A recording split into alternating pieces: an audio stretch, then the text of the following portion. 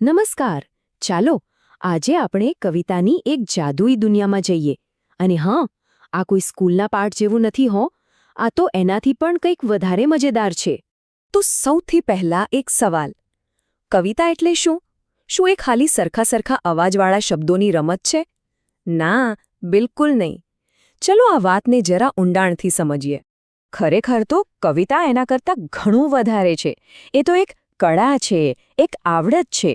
એમ સમજો કે કવિ પાસે એક ટૂલ કિટ એટલે કે સાધનોની પેટી હોય છે, અને એનો ઉપયોગ મોટા વિચારો અને ઊંડી લાગણીઓને વ્યક્ત કરવા માટે કરે છે. તો તૈયાર છો?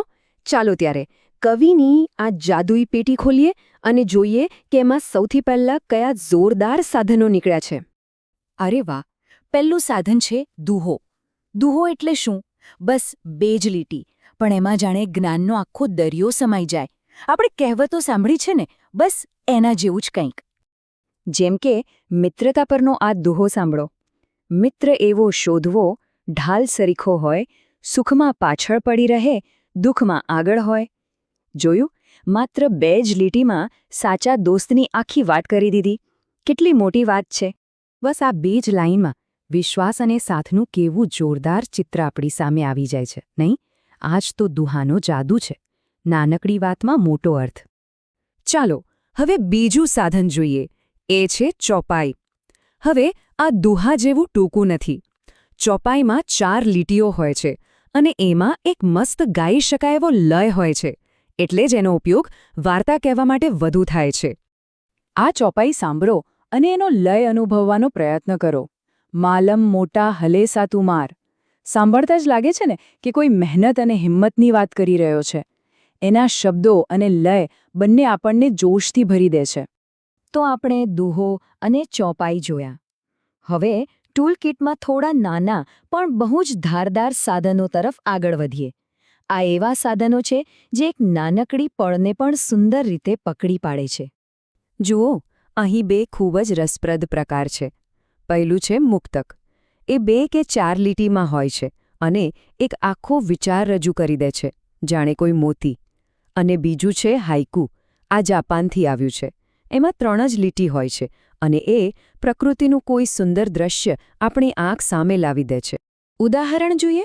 આ રહ્યું એક મુક્તક જે ચારિત્ર્ય વિશે એક ઊંડી વાત કરે છે. હવે આ હાઇકુ જુઓ. વાદળ વચ્ચે પંખી બાંધે માળો, ઠાડને જીતવા. વાહ! આ 3 લીટી વાંચતા જ આંખ સામે વાદળોમાં માળો બનાવતું પક્ષી દેખાયું ને? આ જ તો કમાલ છે. પણ એક મિનિટ, મનમાં સવાલ થાય કે કવિ આટલું ટૂંકમાં કેમ લખતા હશે? એનું કારણ એ છે કે એ આપણા મનમાં એક વિચારનું નાનકડું બીજ રોપવા માંગે છે, જે પછીથી મોટું વૃક્ષ બને. આ ટૂંકી કવિતાઓનો અસલી જાદુ એ છે કે એ આપણને વિચારવા માટે મજબૂર કરે છે. અને આ જે વિચારવાની અને અર્થ સમજવાની પ્રક્રિયા છે, એને જ કહેવાય છે વિચાર વિસ્તાર. કવિ એક નાનકડી વાત કહે છે અને આપણે એમાંથી ઘણો મોટો અર્થ શોધી કાઢીએ છીએ. તો વિચાર વિસ્તાર કેવી રીતે કરવો? બહુ સહેલું છે. 3 સ્ટેપ યાદ રાખવાના. પહેલું, પંક્તિને ધ્યાનથી સમજો. બીજું, એની પાછળ છુપાયેલો અર્થ શોધો. અને ત્રીજું, એ વિચારને પોતાના શબ્દોમાં નવા ઉદાહરણો સાથે વિસ્તારથી સમજાવો. ચાલો, તો આપણે કવિની ટૂલકિટના ઘણા સાધનો જોઈ લીધા અને એને વાપરવાની રીત પણ શીખી. તો હવે વારો છે આ સાધનોનો ઉપયોગ કરવાનો.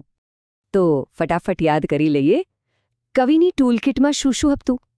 દુહો શક્તિશાળી જ્ઞાન માટે, ચોપાઈ ગાઈ શકાય એવી વાર્તાઓ માટે, મુક્તક એકદમ સચોટ વિચાર માટે અને હાઇકુ પ્રકૃતિની એક ક્ષણ માટે. અને આ બધા તાળા ખોલવાની માસ્ટર ચાવી કઈ? વિચાર વિસ્તાર. આ ચિત્રને જુઓ. આ માટીનું વાસણ એ આપણા મન જેવું જ છે.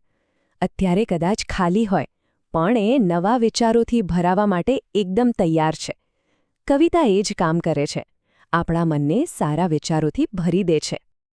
દરેક કવિતા આવા જ એક પાત્ર જેવી હોય છે, જે આપણા વિચારોથી ભરાવાની રાહ જોતી હોય છે.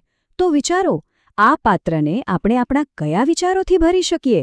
કારણ કે કવિતા ફક્ત વાંચવા માટે નથી હોતી. એ તો કંઈક નવું વિચારવા અને બનાવવા માટે હોય છે.